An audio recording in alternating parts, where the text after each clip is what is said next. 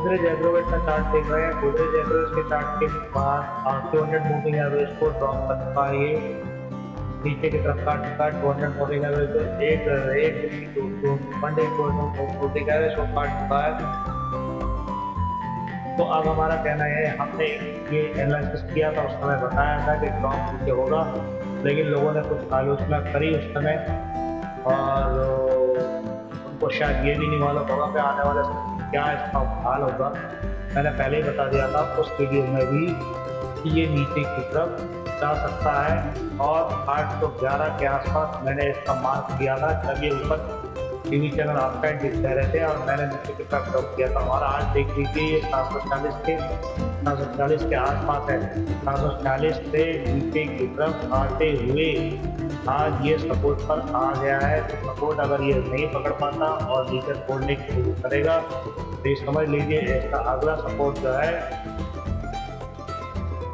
इसका अगला सपोर्ट ये एक ट्रेंड लाइन हम बनाते हैं। ट्रेंड लाइन के मुताबिक ये सपोर्ट इसका ट्रेंड लाइन का तोड़ दिया। अब सेकंड ट्रेंड लाइन अगर हम बनाते हैं तो ट्रेंड लाइन के मुताबिक ये जहाँ पर ये देखिए ये ट्रेंड लाइन के मुताबिक अगर नेक्स्ट अगर आएगा नीचे तो तकरीबन ये यहाँ पर के आसपास, वो भी अभी नहीं, अगले महीने के दरमियान में कभी भी मार्केट में जो भी चीज़ें बदलेंगी तो हो सकता है कि 8-10 सितंबर के आसपास तक ये ट्रेड 640 के आसपास भी आ सकता है।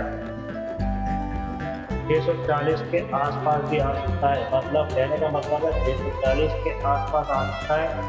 अभी स्थिति ये है कि ये इसने इस ट्रेंड को तोड़ दिया है, इसके लिए ट्रेंड लाइन को तोड़ना ही काफ़ी होता है। और अब मान लो इसके बाद वीकली चार्ट अगर हम देखते हैं, वीकली चार्ट में बिल्कुल एम पैटर्न की स्थिति में खड़ा हुआ है। तो क्या ये नीचे की तरफ आने की कोशिश कर रहा नहीं, अभी सपोर्ट चल रहा है, सपोर्ट से ही ऊपर की तरफ जाने की कोशिश करेगा। RSI ही नीचे अभी नहीं दिख रही, उसके मुताबिक है। अब हम 30 मिनट के चार्ट में आ रहे हैं। 30 मिनट के चार्ट के अंदर में देख रहे हैं तो 30 मिनट के चार्ट में बिल्कुल ऊपर से राउंड शेप में एक फॉल आ रहा है जो यहाँ पर सपोर्ट है। अगर सपोर्ट को नहीं माना तो इस सपोर्ट ये समझ लीजिए नीचे की तरफ इसको नीचे रुकाने में टाइम भी नहीं लगाएगा।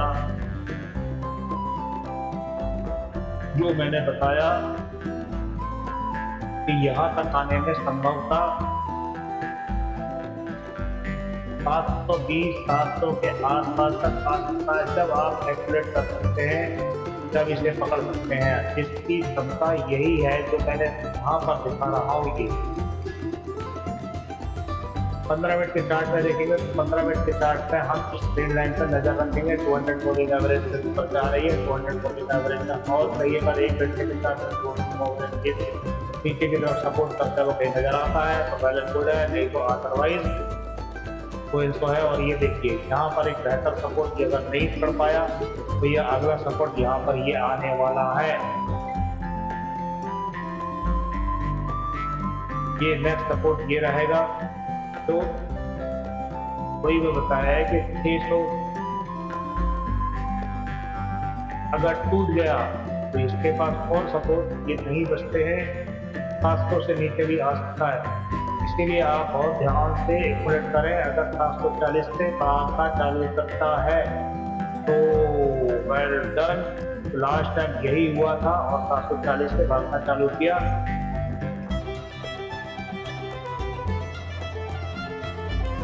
ठीक है जी।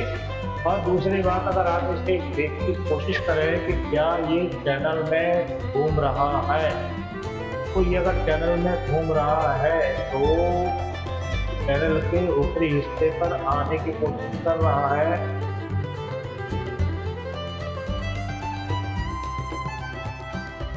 हाँ, अभी तो चैनल से और नीचे जाने की कोशिश कर रहा है, मतलब तकरीबन ही मान के चलिए कि मैंने जो बताया है 720 के आसपास यहाँ तक आने की कोशिश करेगा।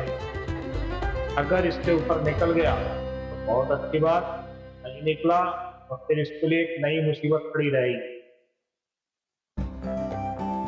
मैं कह रहा हूँ एक नई मुसीबत आ सकती है। ठीक है जी, मेरी बात ध्यान से सुन लिया होगा। 5 मिनट के चार्ट में भी देख लो, 5 मिनट के चार्ट में, 15 मिनट के चार्ट में जब भी देखना तो जब भी देख लो। जो बच गया है वहाँ देखें, ठीक है। मैं इसे ख़त्म कर देता हूँ। अब आप समझने की बात यह है कि RSI को आप अच्छी तरह से देखिए। अपसाइड मोमेंट में यहाँ पर क्या है, 5 मिनट के अंदर में अगर आप देखोगे तो ये पैरेलल एक लाइन के साथ चल रही है,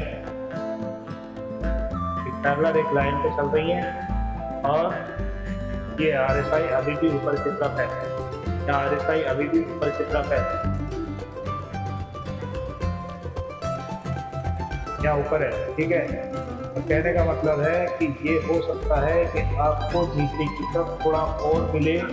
जब आप 720 पर ध्यान देना चालू करेंगे तो बहुत बेहतर होगा। Thank you very much.